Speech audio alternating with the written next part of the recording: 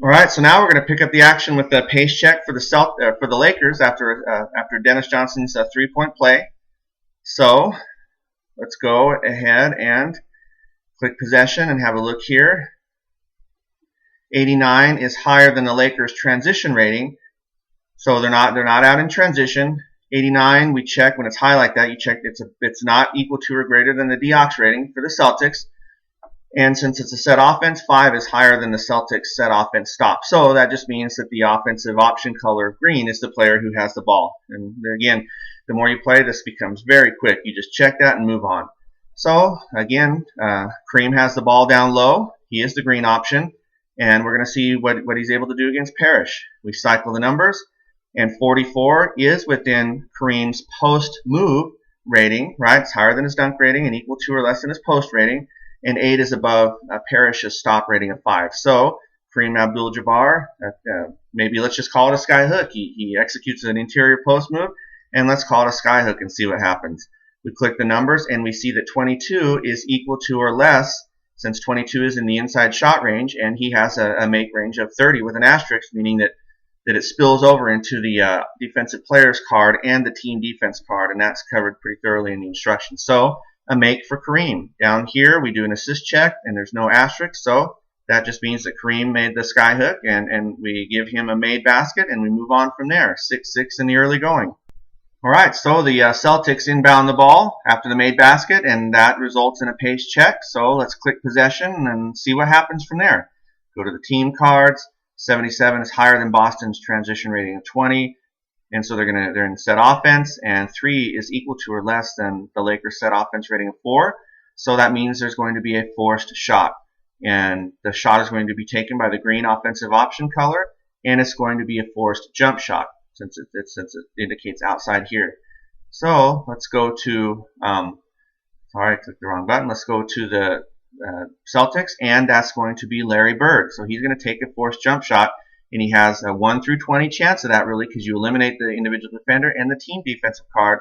And if it were up in the green area, then there would be other indications. But let's have a look and see if he makes it. And 17 again is clear down low enough to be within Bird's forced jump rating of 20.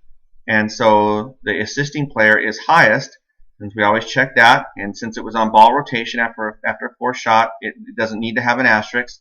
And there's 2 players, DJ and Ainge, and so you break that tie with the number 20, and 1 through 10 is the player on the left. And this is all laid out in the instructions. So we go back to the main page, and Bird has made a basket and assisted by Danny Ainge. So now we're going to have the Lakers inbound the ball, click possession again, go ahead and look and see what happens. And this time, 64 is higher than their transition rating of 35.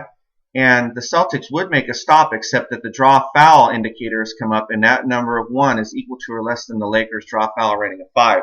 So we're going to have a look and see who the foul is called on.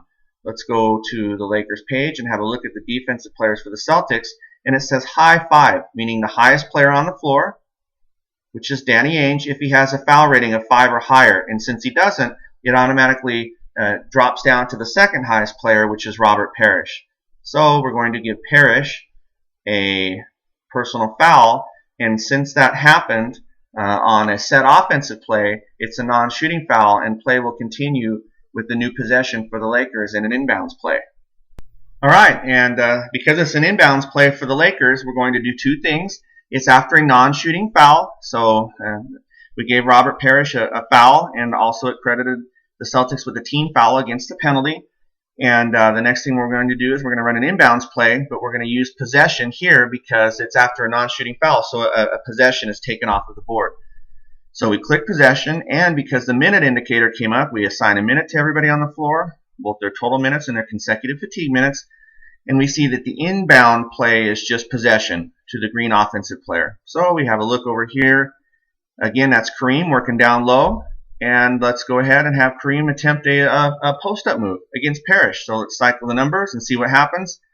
34 is within his post range, and 6 is higher than Parrish's post defense rating. So Kareem again works for an inside shot. Maybe it's another sky hook. So let's see what the result is. This time it's real high. It's 95.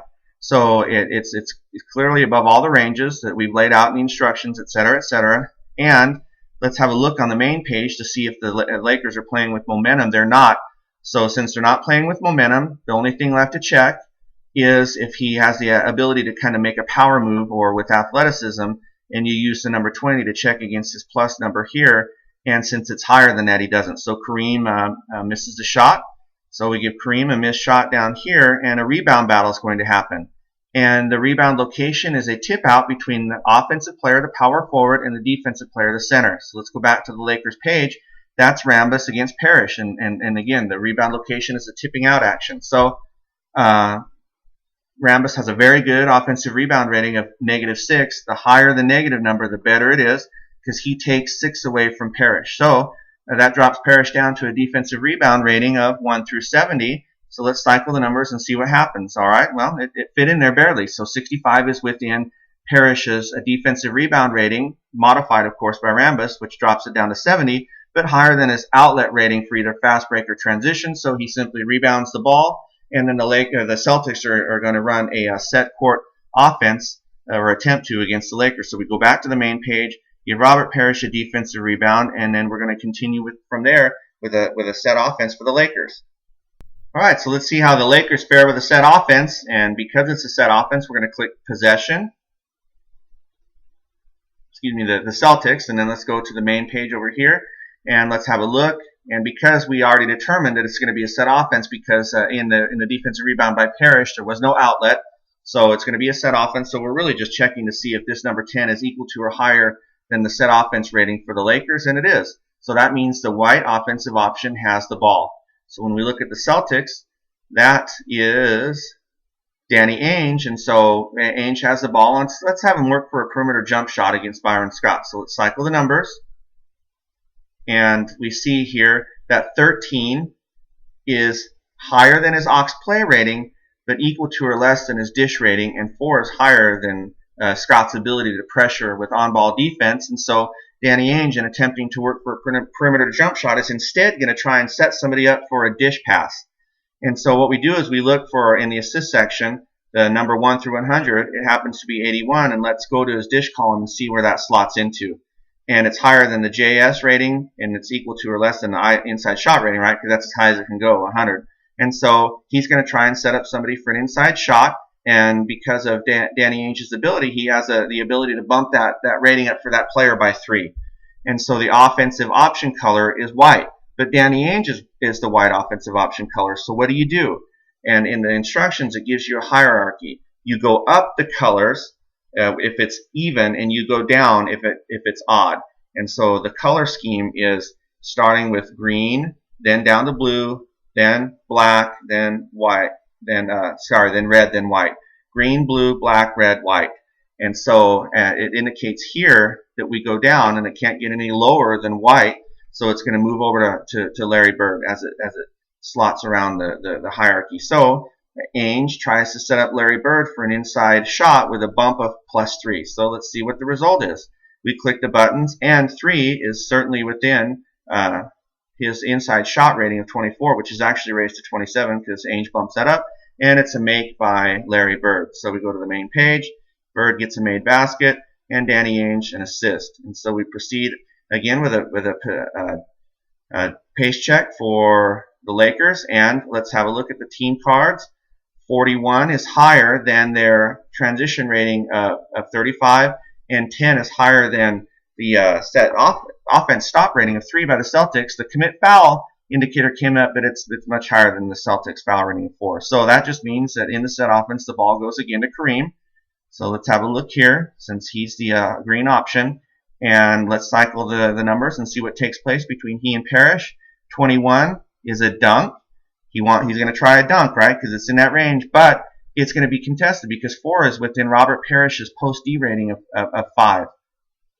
So we're going to have a contested dunk attempt here between Jabbar and Parrish, and let's see what the result of it is. So we click the number here, and 54 is above Kareem's inside shot rating of 30. So anytime a dunk is to be contested, like we saw here with Parrish, because the number 4 was orange and it was inside of his post rating, and Kareem had a post-up move that indicated that he was going to try and dunk. The defender, what he does is he takes away the dunk and he influences the play enough to where the offensive player actually misses the inside shot.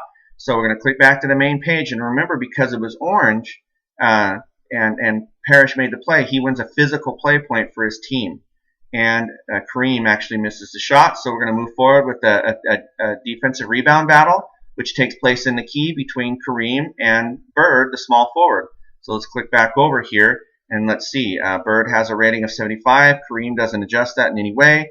And so when we click the numbers here, let's see what the result is. Bird wins the rebound battle with a number of 44, and it's higher than his fast break and transition outlet ratings of 31. So we click back to the main page, give Bird a defensive rebound, and now the Celtics are going to move up the floor and attempt to run their set offense.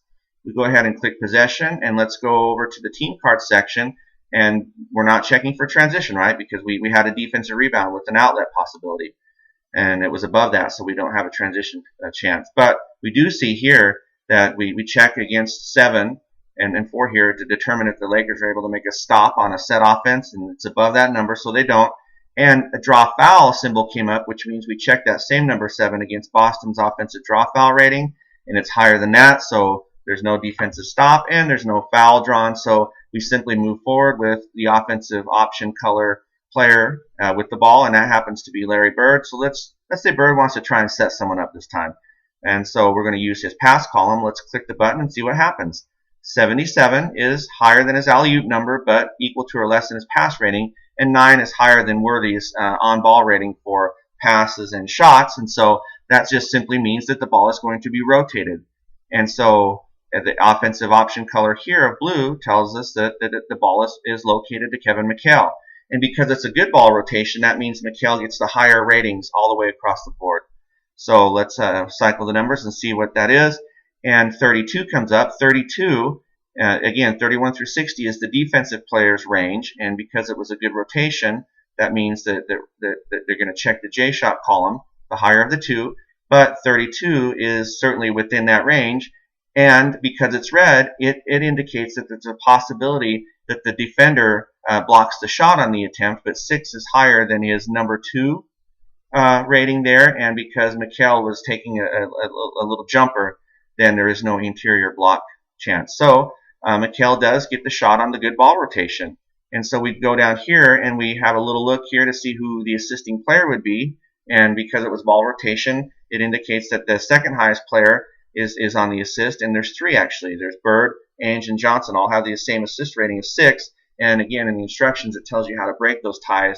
You use the number 9, and you basically are getting 3. They're splitting this number 23 different ways, and 9 is in the middle of that. So McHale gets a little jumper from Ainge, and the Celtics they're really proud to get out on a little bit of a roll here. So we give McHale a made basket and an assist to Parrish, and the Celtics are up 12-6 already on the Lakers. And so play continues now with the Lakers taking the ball out from under their basket. And the Celtics have jumped out to a pretty good little start here. So let's say the Lakers are going to go ahead and take timeout. And Pat Riley wants them to move up the floor towards the half-court area and call a timeout. So we would click possession. And because possession brings up the minute indicator, we go ahead and click the minute and assign a minute played all across the board here. And since they're going to call a timeout, you just simply move to the timeout at that point. And let's say the Lakers call a full timeout. And as indicated in the instructions, because the Celtics are playing with momentum, this is a strategic timeout to kind of try and cool them off a little bit. They're off to a great start. They're 4 for 4 from the field, and also a free throw made on a 3-point play, and then Bird hit a 3 ball. So they're off to a great start. And you go ahead and click the -mo button down here, and the strategic timeout takes a little bit of momentum away from them, and then they're going to go to commercial. You can almost hear Dick Stockton say, we'll be right back after these messages from our sponsors and with CBS Sports. And then, the 1980s NBA theme plays, and we all look back fondly on those years.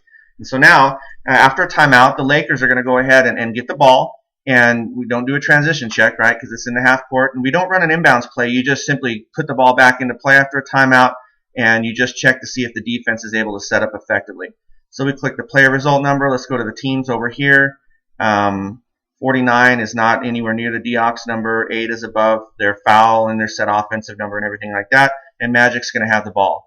So Magic has the ball, and let's say he's going to try and work for for a little drive to the hole here. So we're going to try and drive on Dennis Johnson. Cycle the numbers, and we see that 30 is higher than his aux play number, but equal to or less than his dish rating, and 9 is above his draw foul number, and 9 is above DJ's stop drive number. So Magic attempts to drive to the hole, but just like Magic would, he's going to try and set somebody else up for a bucket. So we look at the number 100 over here. It's 39.